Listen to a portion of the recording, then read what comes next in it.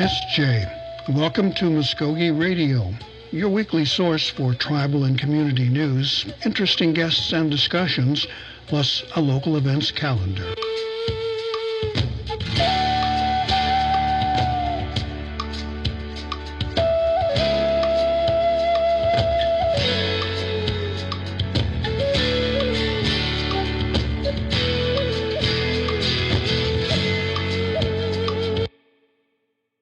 And of course, those who helped out on our live broadcast from the festival, although we did have to improvise a little bit in the last part of it, but we managed to get through it, and I think it was useful for us to be out there. Well, anyway, let's get on with what we've got today.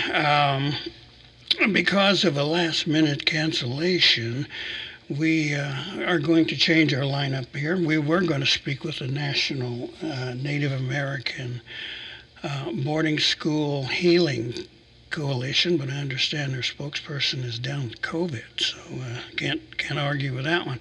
So we're going to take a drive up 75 north towards Tulsa, and we're going to revisit the Loop Square Beach plant going on, working there, and I've actually had a chance to check it out a couple of times and came away with some pretty decent stuff. So here we go. Let's check it out again. Okay, now let's get a description of the plant. Okay, so we've got about a 25,000 square foot facility here. It's got a slaughter floor in the back. We've got a separate wing where we would receive deer during deer season, and we'll take deer during deer season. It's got its own processing room and its own packaging room and its own smoker, so that there's no crossover. Its own coolers and freezers, and then we've got the processing floor on the back. We've got the big carcass cooler, which will hold up to 125, 130 head of beef. So obviously, pig's a lot smaller. It'll hold significantly more of those. And then the processing floor, which we stepped out on, as you can see, it's got all the state-of-the-art equipment. We've got 7 smoke truck capacities, so we can just smoke a ton of product, cook a ton of product. Most of it is automated or is able to be automated. So a lot of it's computerized in terms of the cooking temperatures and times and all that stuff. There's a lot of science and technique that goes into doing it well and doing it at scale. And so those are some of the things we have in there. The big kettle, which does big batches of broths or stocks or soups or salsas or things like that, chilies. And then we've got several different types of packaging equipment, the roll stock machine, we've got the hand wrapping station and the regular retail weigh scale where you could put it in like the foam trays. We have that as well. And then the vacuum chambers we have also that we walked past on the way out. And then we have the test kitchen here across from us and a few offices, which USDA will have one of these offices. And then the retail space here out front. And so that's the place that most folks see come to the retail space. So that's kind of our best foot. We try to put that best foot forward, and people seem to love coming in, and they love to stay and chat, and we appreciate that. I love to be around that test kitchen when you're checking out product. Hey, we'll let you know. We'll let you know next time we crank something out of there. Okay, now, were you in the initial discussions for this idea? Yeah, so I think it's something that probably has been discussed several times throughout the history of the nation, as we've sort of grown into the economic, kind of the economy that we're in right now, where we're looking for new enterprises and things like that. I think it's something that the nation's talked about for a long time. I've been here for 5 or 6 years now, and we've talked about it several times in that time. So yeah, I was involved in the discussions from that point on. Not saying they didn't occur before then, but when the CARES funding came through and we got sort of serious about it, then I've been involved from sort of the get-go. What was the major factor in getting the go-ahead to do this, saying this makes sense, it probably will make some money, and let's go with it? What was that factor? I think there were a lot of things at play. I think that it's something that, like I said, the nation has been, we have had a cattle herd for a long time, and I think it's something that we've always sort of thought would be nice in the future, would be able to take the stuff that we're raising and, feed our own people and our own communities with that. We knew that we were going to have to scale up some on the ranch side to do that, and so, there were lots of moving parts there.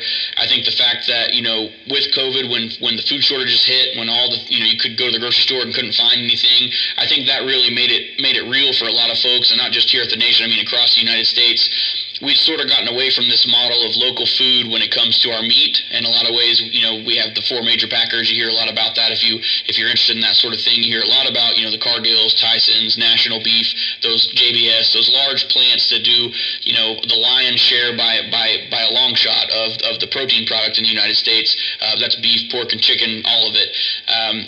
It's just 4 folks primarily that own and do all that, and so when those places are far away from you and the shortages start to happen, it gets real at home real quick. And so I think going to the grocery store and not being able to buy hamburger meat put that sort of on the forefront of people's minds. And so we already have a lot of food desert areas within the reservation. On the USDA website, they have all that data available that shows you the distance to and from a grocery store from wherever you live, and low income and low access areas is kind of how they overlay those two things. So if it's a low income area and you have low access, so maybe it's 10 miles, 20 miles, 30 miles, 45 or more miles to a grocery store, you have a problem. If you can't get fresh food, you can't get good food, then it affects a lot of outcomes, right? I mean, it affects childhood development, it affects our overall health and well-being. So there's a lot of things that we say food desert and we talk about food deserts, but then the reality of that is it impacts every area of our lives. It affects our academic outcomes for our kids and their livelihoods and our life expectancies and everything. So of course, economically, it affects us because healthcare is very expensive, both for the taxpayer and for the individual that's going through it. So there's just a lot of systems that are strained by the food economy. And so whenever COVID happened, we started to sort of think about that. It just sort of seemed like a perfect opportunity for us to capitalize. Now, you mentioned, what do you call it, the Big Four. Now, it seems to me like weren't they the ones that got hit by when the Russians had hacked their computers and knocked them offline? I mean, were they the ones that had temporarily shut down? There have been a lot of things like that. There have been a couple of big plant fires that have happened in the past couple years. There have been, of course, when COVID first hit, and a lot of those plants had a large portion of their employees out with COVID, and so they were impacted. Those, number one, they're typically staying a bunch of people in a little bitty room or in a little bitty area. It's a production line, so you may have 10 or 12 people working on one little conveyor belt. At the time when the virus first hit, we didn't know a lot about its transmissibility, so we didn't know whether that was impacting our food or not. But we knew that folks that were working next to each other were getting sick a lot, and so a lot of plants shut down for short or long periods of time. Of course, you had the supply chain issues that hit everyone, just like it hit the meat plants. It hit them as well. They couldn't get stuff packaged, couldn't get stuff shipped, couldn't buy product for a while. I mean, you just had every way that you could possibly jam up the food system happened, and because it was concentrated with those Big Four in a lot of ways, the ripple effects were pretty quickly spread throughout the country. How did that affect you? I mean, did you feel the impacts from the lack of transportation of supply, computer hackups? I mean, how did it affect you? So here at the plant, we were pretty fortunate to miss sort of the first wave, but then as we started going on through construction, we did see some supply chain issues, and we didn't have anything that held us up permanently, but we did have some things that delayed, various aspects of the construction. And even still, there's a lot of these units now that we've gone kind of through COVID and through the different waves. Of course, now we have the war in Ukraine, and there are some of the parts, like for example, on our HVAC systems that are manufactured in Ukraine, and so you wouldn't have even thought about that 6 months ago, but now that there's a war in Ukraine, you're like, oh goodness, I wonder what, hopefully if something goes out, we're able to still get it. But thankfully we're a new facility, and so we haven't had a whole lot of those warranty issues. But it's something that impacts, it impacts everyday Americans all the time, and here on the reservation is no different. We trying to build things or trying to purchase things or trying to, even just getting things shipped that you can get a hold of easily, the cost of fuel and the cost of transportation and the cost of labor at those places where they maybe had a lot of folks that went out due to COVID or were laid off, and then they couldn't hire those back. So there's a lot going on at the macro level that really affects us on the micro level. So it's amazing then to think that war in Ukraine is affecting what you do here. Mm-hmm. Right, absolutely. And you hear a lot in the news about food shortages, but what they kind of are leaning towards in those discussions is the fact that it's planting time right now over there. So there's a lot of grain grown in Ukraine and Russia, and it's supposed to be being planted this time of year. And so some of the farmers over there are still trying, but even if they get it in the ground, the infrastructure is being pounded all the time, and so it's difficult to see to imagine what it's going to look like here in 6-8 months. So I don't think we're out of the woods in terms of of things that could impact us in the future. But like I said, we've got a great team, and the nation has proven that they'll rise to the challenge. When those resources are short or when things become challenging, the nation works to make sure that they're taking care of their own citizens and also the community around us. I think the nation's proven that, and lots of tribal nations in Oklahoma have proven that. And so it's great to be a part of. It's really exciting. It's a great time to work in Indian country and get to do this type of work. You mentioned earlier how everybody sort of, knows their job and is doing their job and is really busy. I think this has sort of renewed a little bit of pride in our work and seeing how far-reaching what we do here matters, and so I think it's been kind of neat to be a part of that and neat to see that, we're all playing a small part, but it really has large effects. What are those effects economically for the tribe? I mean, are you making money for them? I mean, it's 6 months into operation. I know it might be early to gauge that, but right. Does it look like it's going to? Excuse me. Does it look like it's going to be a profitable operation?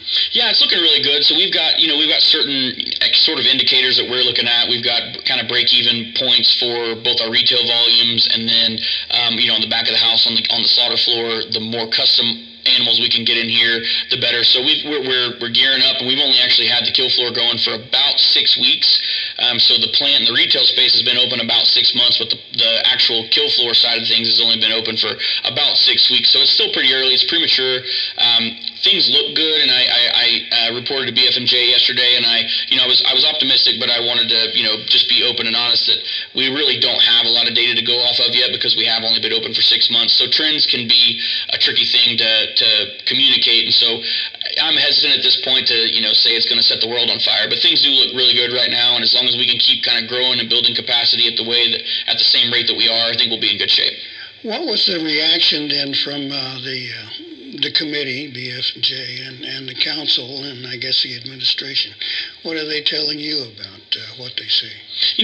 Everyone's been really supportive. I think we all knew that it was a big step. Everybody went in kind of knowing that if there's no givens, there's nothing easy, or these would be a dime a dozen. The fact is that these plants were largely put out of business by the Big Four, and just by the way the food system was set up, it really was an economies of scale type thing where little plants like this, a lot of times are family-owned businesses, and they probably get by just fine, but you wouldn't consider them an economic driver, in a lot of areas. So now we're doing things a little bit differently. We've got some commercial partners that are interested in using this facility to kind of co-pack and grow their own businesses, and so it's been interesting because a lot of those types of entities got kicked out of their plants when COVID hit because everybody was just trying to survive. And so now that we have this sort of renewed opportunity with a lot more of these, I call it a lot more of these regional type food plants, there's a lot more opportunity for plants like us now, especially with the USDA inspection and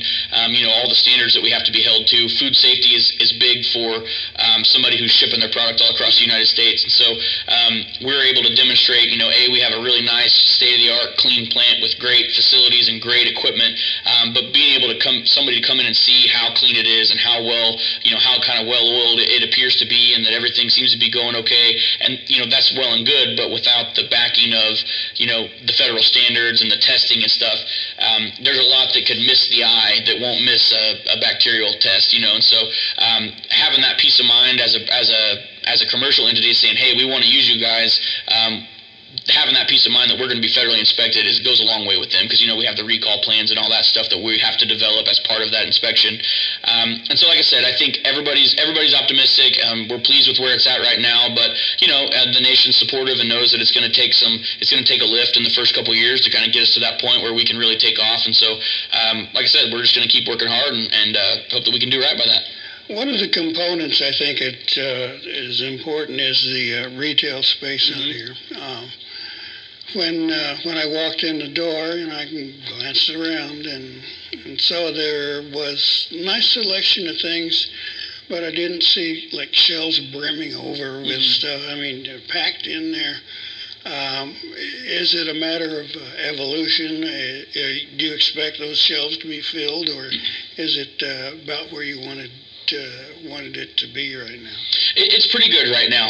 You want to really minimize your known loss, and especially as we are a brand new plant and brand new retail space, you run the risk if you put too much out there if things going bad. And of course, we don't want to waste any food. And so we're still sort of learning that dance, but I think Grant's done a really good job. The plant manager, he's worked in retail for the last decade or so, and he's worked in the meat industry and been a butcher for over 30 years. So he's real good at kind of watching the way that folks buy and watching their habits and watching, every area, every store, every region has sort of a different selection and different preferences. You may go up north and see cuts of meat that we've never even heard of down here, and vice versa.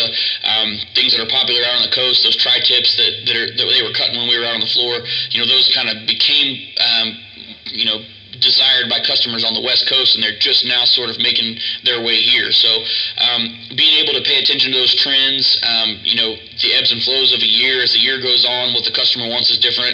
In the wintertime, they're wanting more stew meats and roasts and things to make chili with, and now everybody wants steaks. And so, like I said, there's a delicate balance you play there. You never want customers to come in and not have anything on the shelves. And that's happened a couple times. If we get a big rush, people come in on a Friday afternoon and we've had them, record-breaking Fridays for us, and on Saturday morning you come in and it looks pretty desolate. So we've done a great job. They've done a really good job of sort of, making sure we have a back stock of that. That's one of the benefits of having both fresh and frozen product out there is we try to keep a good back stock of frozen steaks and roasts and things that we know are going to be in high demand at various times. So even if a customer comes in and we just had a run, we had a lady come in the other day and bought like 20 ribeyes. And so, you cut 20 ribeyes on a Wednesday or Tuesday or Wednesday, and you think that's probably going to be pretty good for the day, on top of what we already have. But she comes in and buys 20, and then you go look at the case and it looks really empty. Those are great things. It's going to happen, but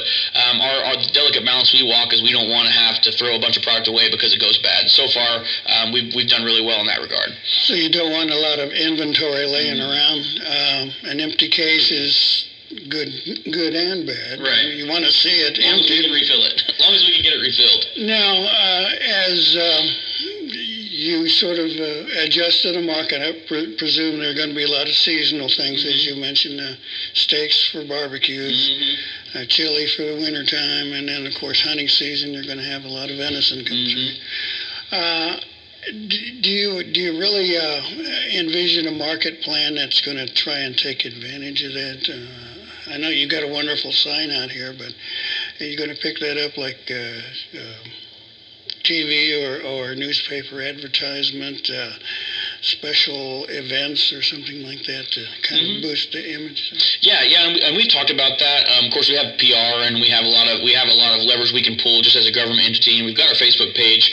And I don't want to say that we're not advertising right now, but right now we're trying to be careful with what we do, just because, like I said, we're a new plant. We've only been open 6 months, and on some days that seems like forever, but on other days I have to remember that we're a baby in terms of our lifespan in the retail world, and so we've got a good team in place and we've got great customers, but we never want to just put so much out there that, again, a customer comes in and we have nothing that we're advertising for. So we've run a few specials. We did some holiday hams over both Thanksgiving and Christmas. We did hams, and they did really, really well. Bacon's something that we struggle to keep on the shelves just because it's such a good product and everybody wants to buy it. And then there are a few things that we're starting to kind of play with. We've got a dry aging room in the back that's pretty state of the art, and so we're playing with some longer dry aging times, which is a little bit higher quality steak. So we're bringing in some prime stuff, which is more expensive to buy, and then through the aging process you're losing a little bit of it.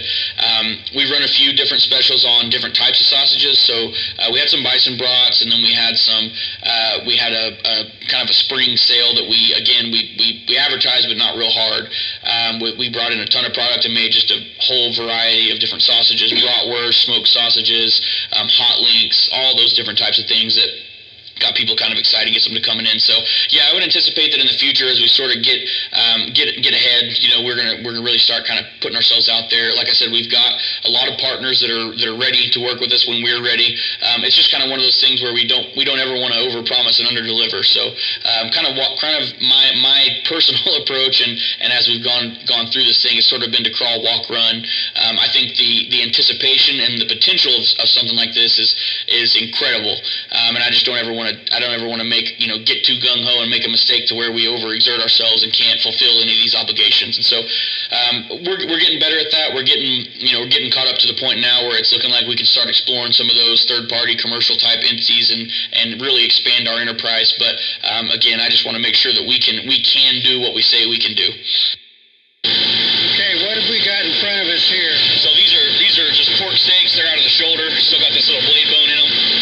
So basically, this customer brings a hog and they give us a cut sheet, how they want to cut up. So some of them will take this shoulder and do it like a roast. If you've had pulled pork or a pork butt, they call it a butt, but it's out of the shoulder. So in this case, the customer just wanted to cut into pork steaks, so that's what they did here. And then she's taking the scraper. A lot of times when you're using this saw, you'll get a little bit of bone dust on there. It doesn't hurt anything, but it just doesn't look good.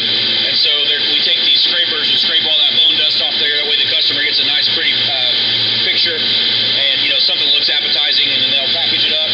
They'll put those little bone guards on it, those little pieces of plastic. That's called a bone guard, so it goes over any sharp edges. That'll keep that vacuum seal bag just from popping. That way it keeps a good seal on it. You mentioned the word customer a couple of times. Yes. This is a custom order? Yes, yeah. So this would have been a customer brings a pig in, and we slaughter it in the slaughter facility in the back of the house, we call it, and then it hangs in the cooler for a few days, comes out here, and we cut it up to order. Now, is this what you spend a lot of time, your majority of time doing, custom order? Right now it is. Probably 3/4 of what we do right now is custom. We kind of have it set up to where we cut all of our retail as much as we can on Mondays, cut all of our retail storefront, and then as the week goes on, you kind of get a feel for how much you're going to have, because Fridays and Saturdays are real busy. And so we try to cut again on Friday, which is what they're about to do here in a minute. They'll come back out on Friday, go into the retail space, see what we've got in the coolers and freezers, and then come back out here and make sure we have plenty of stock to get through the weekend. So probably about 3/4 of what we do right now is the custom operation. As I look around, I see, I'm struck by the feeling of cleanliness and shiny equipment. They look extremely clean. I presume these are federal standards that you have to adhere to? Yes. So all of the equipment has to be stainless, or of course these poly cutting boards and stuff. But basically everything is built with bacteria and pathogenic work in mind. So they're all built to where they don't have a lot of crevices. It's a real shiny surface. It doesn't rust, and it handles that all those cleaning solutions and chemicals. It handles those really well. So you won't get a lot of corrosion. You don't have to worry about things getting into your product that would be unsavory or even just discoloration because of the way they build all these machines. And so we have a third-party sanitation company that comes in and they clean everything to USDA specs.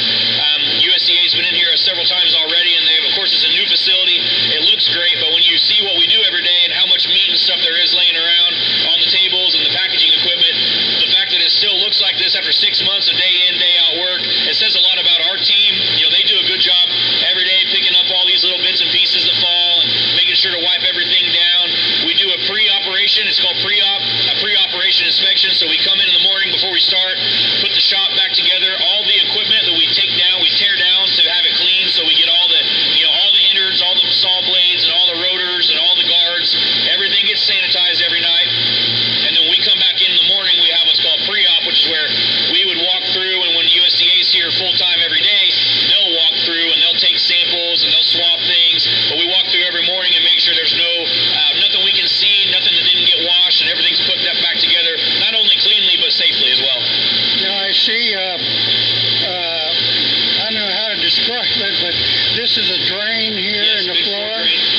Yeah, so we've got floor drains running all the way down, and this is standard pretty well in all the rooms in the facility that require washdown. We have these long floor drains, and that does a couple things. It helps with the flow, so we're not worrying about just one or two singular drains in the plant. Pretty much anywhere from this facility, if there's water, it's going to go ahead and drain on out, and that helps with just day-to-day maintenance, but also your cleaning crews not worrying about having to push water to a certain area. At the ends of both of the drains where it goes into the plumbing, there's a filter. It's basically a big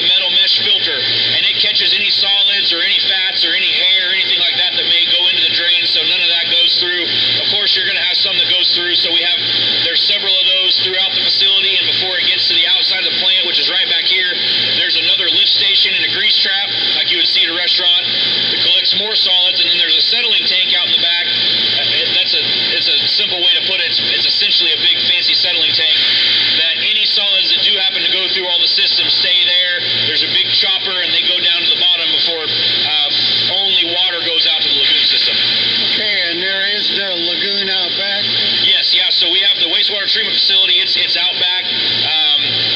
Like I said, we have it's all up to spec, and all the engineers have done all their figuring on that and stuff. It's doing a great job. We've got the dissolved O2, so the oxygen levels within those aeration basins are monitored on a day-to-day basis, and I can go show you where it shows us on the computer, making sure that we have that safe and healthy bacteria level in those lagoons. So it's out there. We can see the dissolved O2, make sure those levels are appropriate every day, and if necessary, if we need to make adjustments, which we haven't had to yet, but if we need to, it's as simple as going out there and turning a dial to make sure those aerators are running faster. So so far everything's been working really well.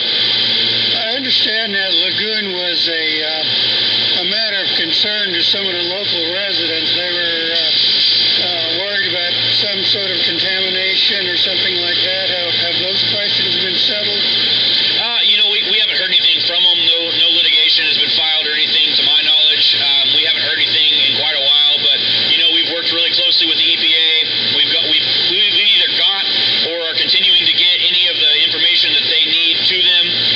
That we've answered all their requests. We've been in contact with them constantly, so we've got all the appropriate permits. The last one we were working on was actually nothing to do with the lagoon. It was an air permit, and we've been working with Region 6 on making sure that we're in tolerance for all that stuff. So I haven't heard anything else about the lawsuits or any of the concern. You can step outside, like I said, and there's no odor or there's nothing foul going on. I mean, people are in and out of here all the time. We're in and out of there all the time. So like I said, I'm not saying that nothing can possibly fail, because there's nothing 100%, but we did just have that big flash flood. We got 10 inches of rain last week. The water didn't go anywhere near the lagoon system. The berms were built up high enough that it didn't go up there.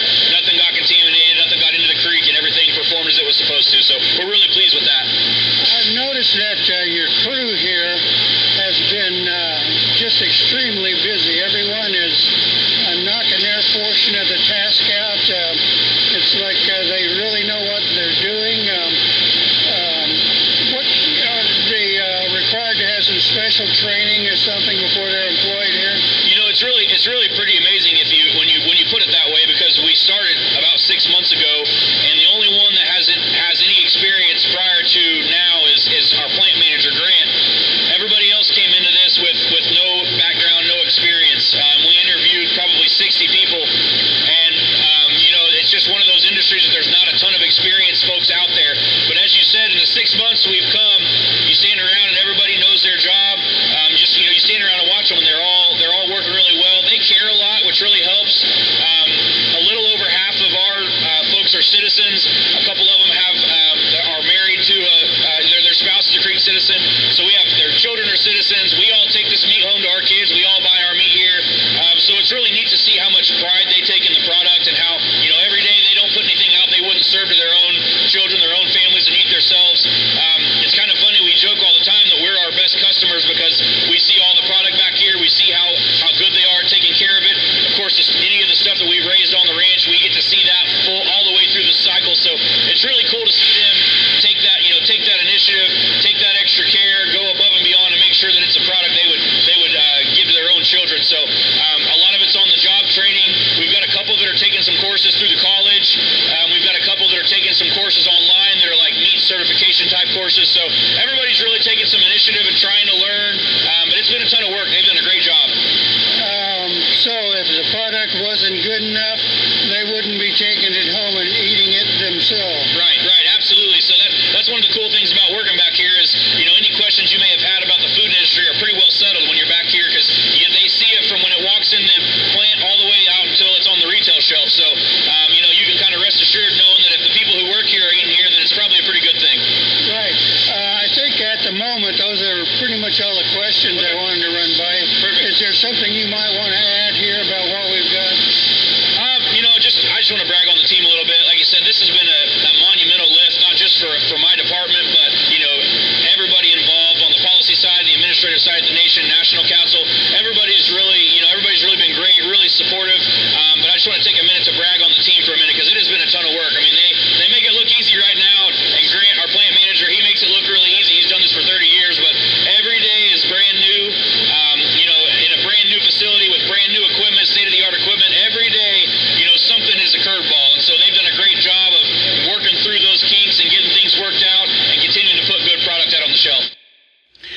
Okay, we had to talk with the folks up at Loop Square and tried them out a couple times and been real satisfied. So, holidays coming up, you might want to check it out.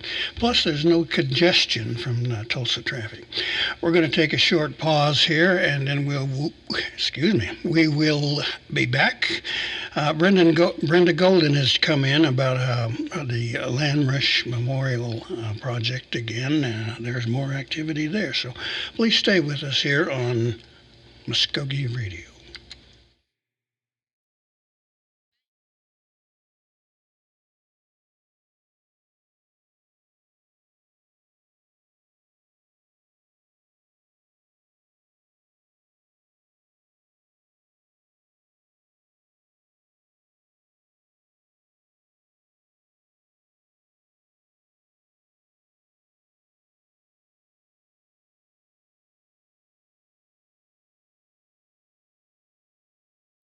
Okay, welcome back to Mvskoke Radio here on 1240 The Brew.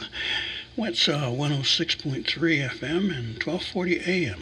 The Brew. We'd like to welcome into our studio now Brenda Golden, who's taken time from her busy legal schedule to come in and talk about an issue that we haven't seen too much of lately, but we probably will pretty quick. Now, Brenda, we spoke about the Land Rush Monument in Oklahoma City back in, where is that? Yeah, a couple of years ago, and kind of explored possibilities there, but now you're here to share an update with us. Yes, sir. Thank you for having me today. As you had recalled, last year in July 2021, we had an indigenous sit-in at the Land Run Monument in downtown Oklahoma City, which is in Bricktown.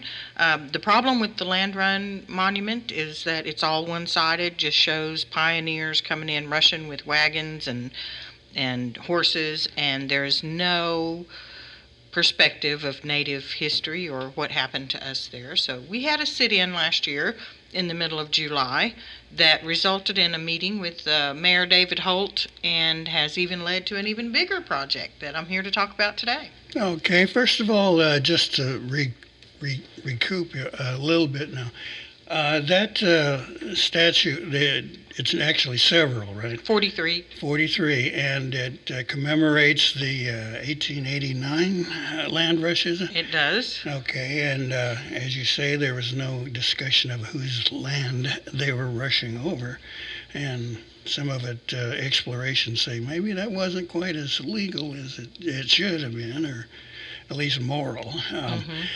And you decided to take this on, which has got to be, kind of a popular attraction for Oklahomans, and they're proud of the land rush, and they used to recreate it in grade schools here in the state. I know I was running across our ball field once with a towel, saying, "Okay, well, this is going to be mine," and it just kind of amazes me a little bit that you would take something on like that. It's like saying, well, let's change the name of the football team or something like that, something that is so ingrained.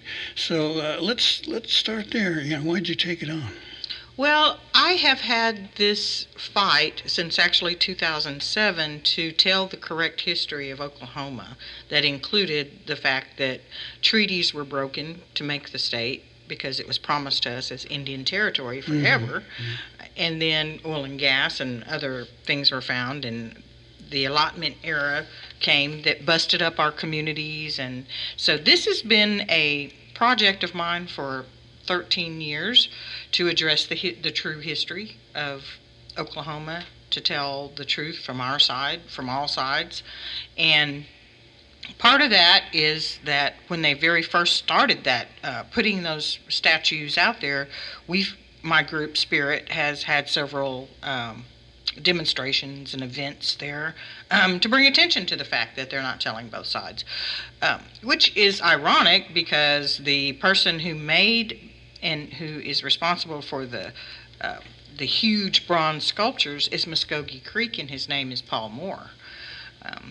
But if you go to those statues, there's 43 of them now, and they are huge bronze, encased in cement, and tourists by the hundreds walk through that beautiful Centennial Park every day to look and marvel at those monuments, and there's nothing there to tell them about this was native land, this was occupied land, there was actual people that were run over by by these wagons, and so we just want the true history told. We're not trying to do away. The land run happened. It's history, but we also need our side told at the same time, because everyone's just getting the one-sided view. Well, you know that in my observation since I was a kid, it's always been one-sided. As I say, even in schools they had kids go out on the playground and reenact the thing, and it was reflected all the way up through this current governor's publicity campaigns for the state, and all this other stuff. At one point, they had a PR firm do a thing that said, essentially there was, not much here until we came and did everything. And omitted, I don't know whether it was by decision or just stupidity, that they never mentioned that, hey, there were, a couple 100,000 Indians in this area, and guess what? We own this where you did. So, and then they took some flack and changed that, but since then, I'm sorry to say, the governor has conducted a campaign that's fighting against tribal sovereignty and exercise of our own self-determination over our own lands. Sorry to say it's there, and I have a real nasty feeling it's going to be part of this upcoming election, just past the one we got. So, it's always been there, and you decided to take it on. First of all, what kind of reaction did you get? Were there counter-protesters? Have you encountered any problems? Well, last year during the sit-in, we had several militia groups come from Texas and Arkansas to protect the statues from the savage Indians. Oh, my God. And the Proud Boys came and made a big scene. So it was pretty dicey there for a while, kind of not sure what they were going to do. They did interrupt some of the people that were speaking last year, but they were more concerned that we were going to deface or take down the statues, which wasn't what we were trying to do. Since that time, like I said, after the sit-in, luckily we are working with the city of Oklahoma City and not the state, because the property is actually city property, and it is a city park. So therefore, it's public land, and we can ask for equal access for our side because it's public. Okay, well, let me take that last question another step now.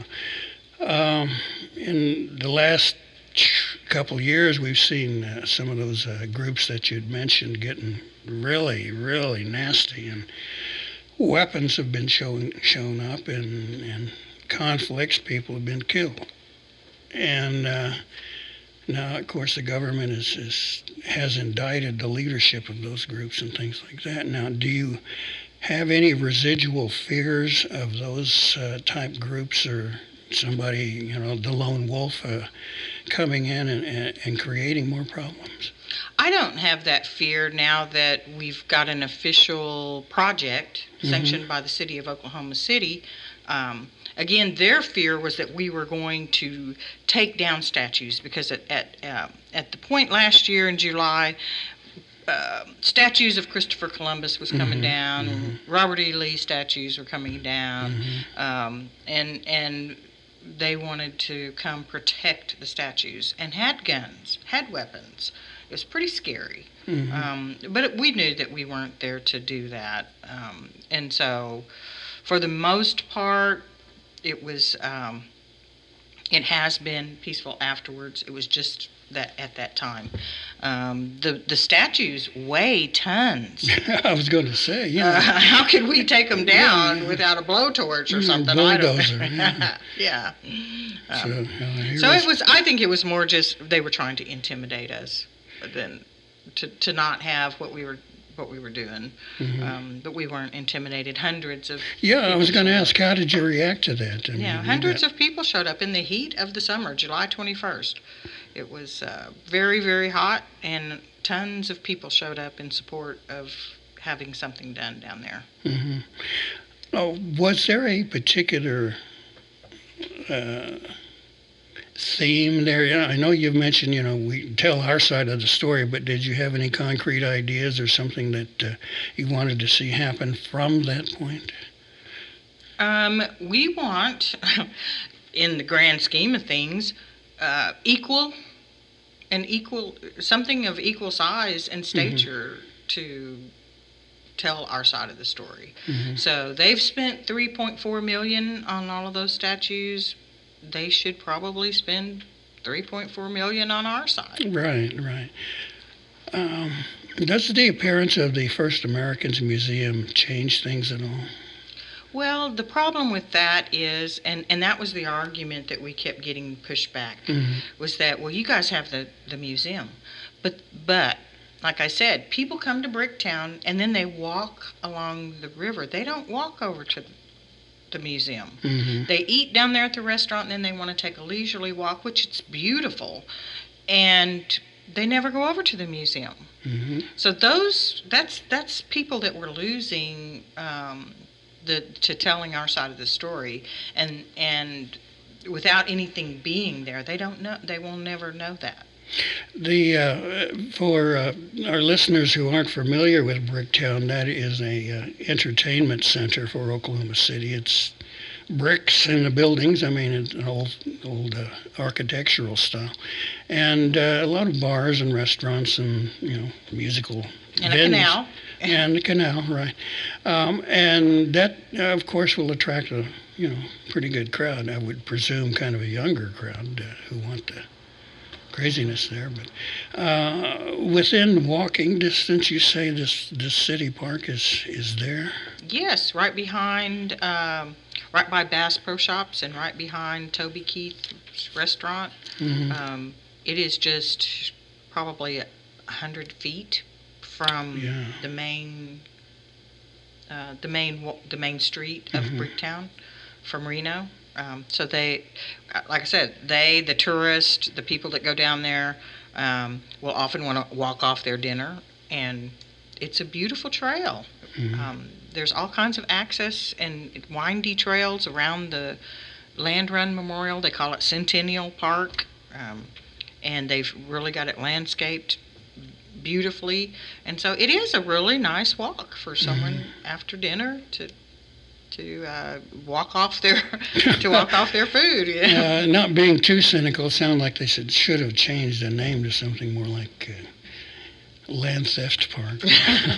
I know I'm going to hear on that one, but have you heard any feedback from those visitors, like tourists or even Oklahomans who walk through that? I mean, any comments about what's there? I have not, but we currently have a project which is the first phase of gathering information from the public about what they would like to see there to tell our side of the story.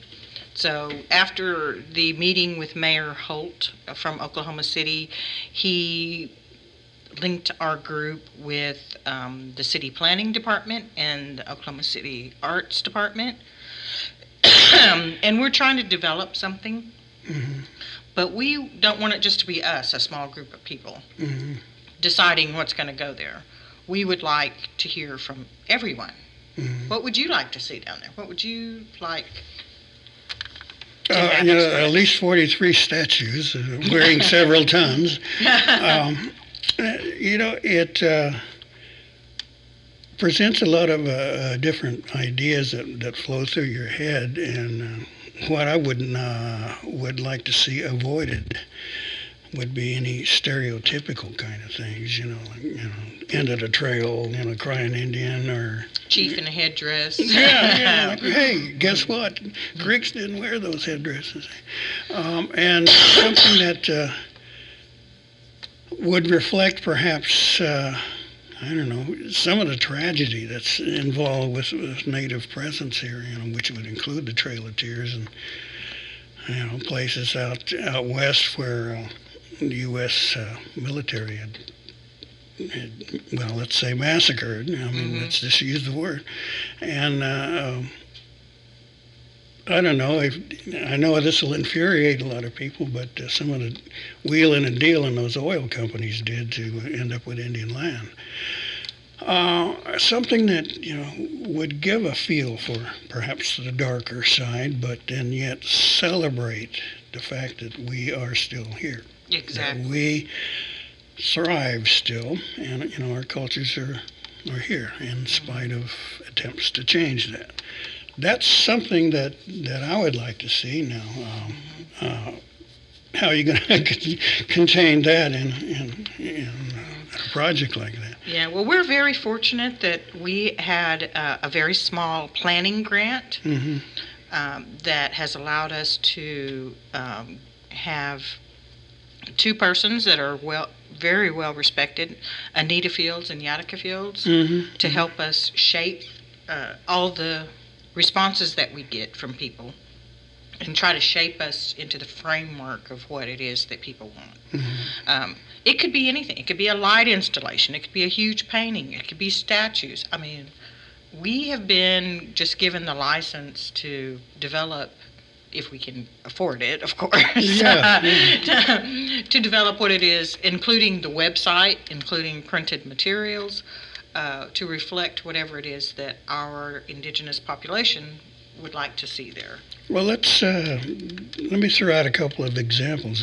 First of all, you've got the Veterans Memorial at the National Museum of the American Indian in Disneyland on the Potomac. And then I think of the one in Ireland, the feathers. Yes, that's beautiful, isn't it? Isn't it gorgeous? Where a tribute to the Choctaw for giving them potato. Yeah. I always thank them every time I eat fries. And those are a couple of wonderful examples. I don't know, would something like that be appropriate, do you think? I would think we need to more celebrate and educate. Again, to me, my point of view is that it's all built on broken treaties. And somehow we've got to depict, that injustice of we all got here through walks of death. Everybody except a few different tribes lost hundreds of people getting here in forced marches. That once we got here, we were promised we'd never going to be bothered again, only to 20 years later, 30 years later, bothered again. How do you depict that in a picture or a statue? Oh, that's so nebulous, so hard. You've hit on a couple of ideas there. I've seen paintings, of course, the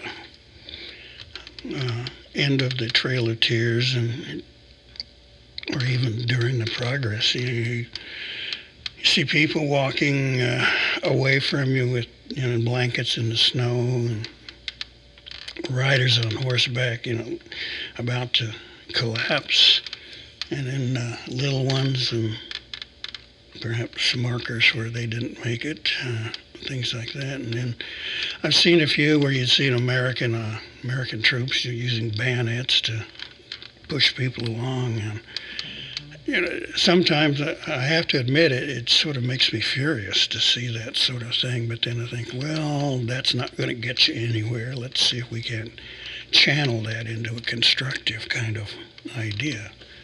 Other times I said, the heck with that, let's just start shooting back. And everybody, I hope, will disregard that last remark. But But that's the equivalent to land back, what you just said. Well, yeah. And then, of course, then we get into the McGirt decision, which has been another battle for the last 2 years with this present governor, who's still vowed to do that. And the phrase, I think, that sticks in my mind, a couple of them. First of all, he said it was based on race, which it is not, right? It's a political relationship between tribes and the federal government.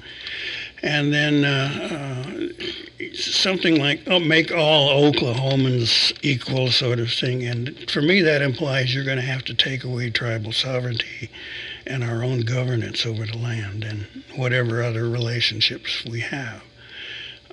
That's me. You know, would you see it the same? I mean, how would you describe it? To me, that's exactly what he's saying. The governor, when he says that we are getting preferential treatment or because of our race, it is not that we're getting preferential treatment. It's because we had treaties as a distinct people that guaranteed certain things to us.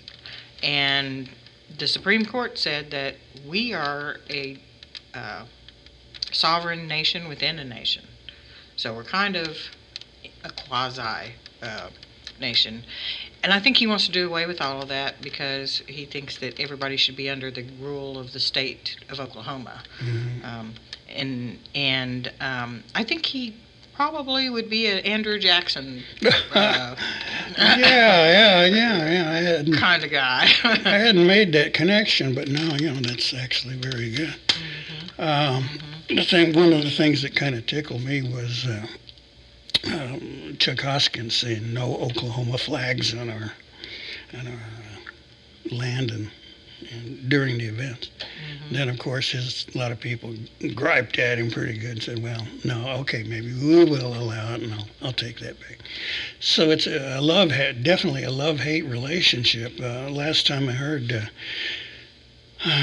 during a big intertribal meeting, the sum of $52 billion is being contributed by tribes across the state to the economy of Oklahoma. And thousands of jobs. Like, why would you want to antagonize somebody that is such a benefit to your community? Yeah.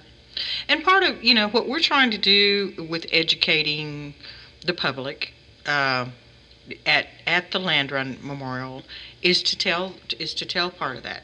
It's that perception that we're all just lazy and we're just getting money and don't have to work and don't pay taxes. That sounds good to me, though. I wish. I wish. Yeah. Anyway. Yeah. But think about when we first got here after the removal, after we were forcibly removed here. For months, our ancestors were sending letters and messages back to the president for the food that he had promised. And many of them starved after they got here because the food that they were promised that they would get when they got here to Oklahoma to get them through the rest of the winter didn't come. So we have broken treaties, broken promises. Maybe we just need to, put something out there showing a village of people trying to live without having any subsistence. Broken promises, While you're there, perhaps a village that has been destroyed. Because that was the case in several places. I mean, that is going to an extreme, but... well, that's what happened with allotments. Right. Now, do we need something perhaps that graphic or that powerful? Is that called for? Yeah, that's why we're asking for as many people to respond with what they would like to see out there. And we do have a questionnaire that's out. We have a QR code so that you can go online and express your views about what you would like to see out at the Land Run Centennial Park in Oklahoma City to tell our side of the story. Again, it could be anything. I mean, we're just trying to get as many responses as possible because don't leave it up to me and the other couple of people on the committee. We want to hear from everyone. We want everyone's point of view. Now, I know we've been leaning pretty hard toward a very powerful response here, but I'm hoping people don't take it entirely as a negative response. We're asking for, positive ideas also. Yes.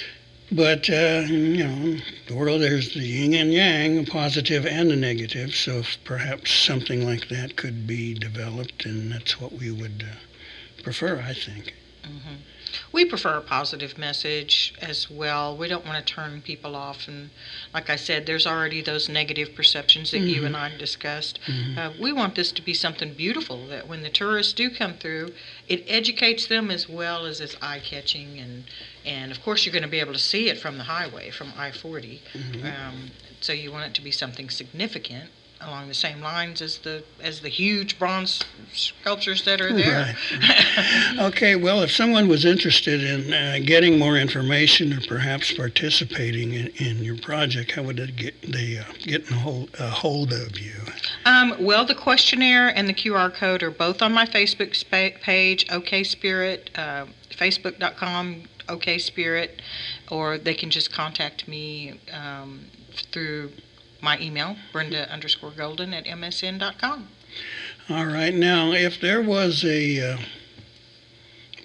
final message or a word that you might want to leave with our listeners, we serve this community, both our own citizens and then our neighbors.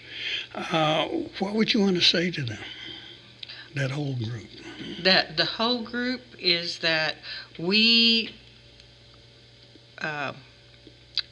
want to hear from you. We want to grab you to help us develop our side of history to be told to the public. And this is huge. It's very huge. It's a huge project, and we need as many of your voices as we possibly can to represent you. Right, and if you don't agree with us, well, don't respond. Yeah, or go ahead. We'll read it or listen to it if we have to. Maybe only once, but we'll check it out. All right. Well, we're winding down here. We've got about a minute or so to go. Your quick reaction, assessment. The Supreme Court just handed down a monster decision regarding the Huerta case. What's your reaction?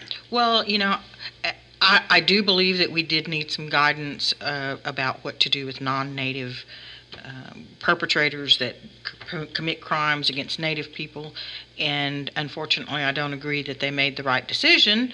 The problem is they don't trust us Native Americans to hand out justice to non-natives. Congress tied our hands with the Tribal Law and Order Act, and we're stuck with it until Congress changes it. And so when they came down with this, that the state has concurrent jurisdiction over non-Indian perpetrators, it weakens our ability to enforce our own law and our own codes. To me. Yeah, does that leave us adequate room, you think? Well, so far we've been able to absorb all the cases of Native people that commit crimes, and I think once we get that clicking, then we can go back. But I didn't see the Supreme Court siding with us with the conservative majority they have. Oh gosh, yes. All right. Well, I tell you what, we're going to have to bail out of here. Well, thank you, Gary, for having me on. Well, it's an interesting discussion, and I'm sure as things go along, we'll perhaps put together a kind of a summit to come round table to come in and talk about these kinds of issues. Sounds good. Well, 2,000 Medovas for coming in. We appreciate it. I know you've got a schedule. Do you have any those cases, by the way, in your practice? I do not. I do McGirt cases, but I don't have any at the federal level. Okay. Yeah, D.C. is a miserable place to be right now.